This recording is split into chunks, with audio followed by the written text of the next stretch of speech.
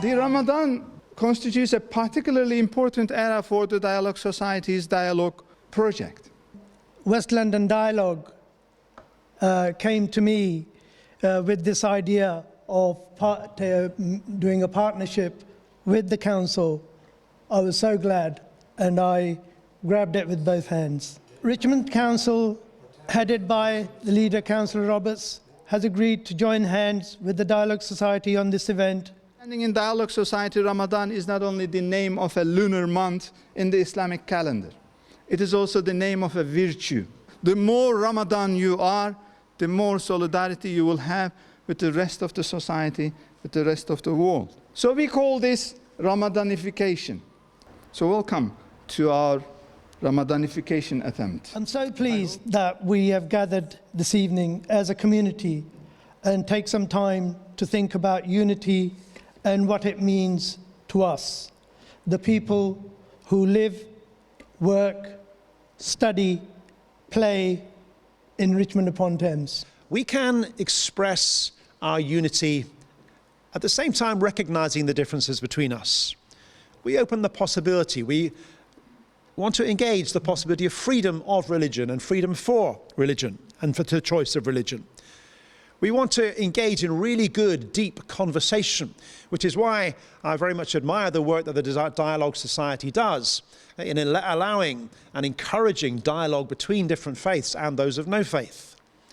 But also to collaborate, to work together where we can, to find those areas of common ground where we can together work towards a society which reflects more the goals that we all have together as we come together within our common humanity, as we work together. All the differences that we see in this room, that we might all be going in different directions, but there is a commonality which unifies all of us, that God has put us all on earth, all to travel in different directions, but there is an element that unites us all. And we always have to be aware of that unifying essence which connects us all. I see a mass level of execution of common people. What are these? These are symptoms of lack of education of the self. When one knows that one is in connection with the Supreme and one is connected to every single other person, it is a difficult act to commit on any other living entity. And for that matter, not just the human beings, but also animals and also nature are all included in this unique part of being self. So we have to find ways to navigate, as our Bishop Timlin told us, to navigate between having different ideas, different positions, and living together. How will we create unity under conditions of extreme diversity? At the heart of our faiths is this sense of compassion for one another. And that drives us to collaborate on issues where we can find common ground. A couple of years ago, I found myself very involved in the aftermath of the Grenfell Tower fire up in North Kensington, which happened in one of the parishes for which I'm responsible. And it was really heartening to work together with many different faiths at that time, particularly the Muslim community in North Kensington, working together to support the local community and people who had been bereaved through that terrible tragedy.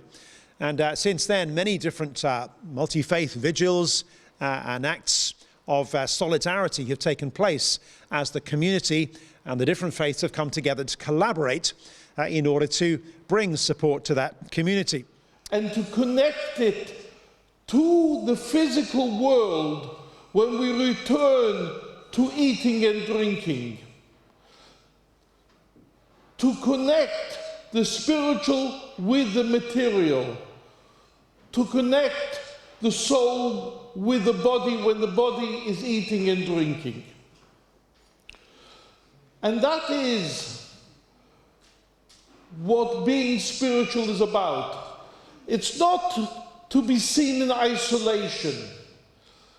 It's about being able to see the spiritual in the physical, to see the spiritual in the other, to be able to connect with the other person Because we're not looking at the superficiality of the other, we're looking at the soul, we're looking at the inner connection, the godly, which is inherent within every single human being. We don't really understand the world today without understanding religion.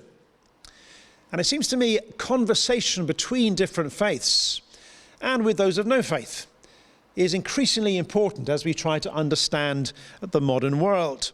In a world where Twitter rules the intellectual discussion, it is very difficult not to be angry. And under those conditions, we need creative strategies to build and sustain solidarity. At Dialogue Society, we believe simple dialogue is the solution. Tonight, I hope this is an evening where we can work together on these common themes, where we can build this sense of unity amongst our differences. With a great word of thanks to the Dialogue Society and the Borough of Richmond for bringing us together this evening. Thank you very much.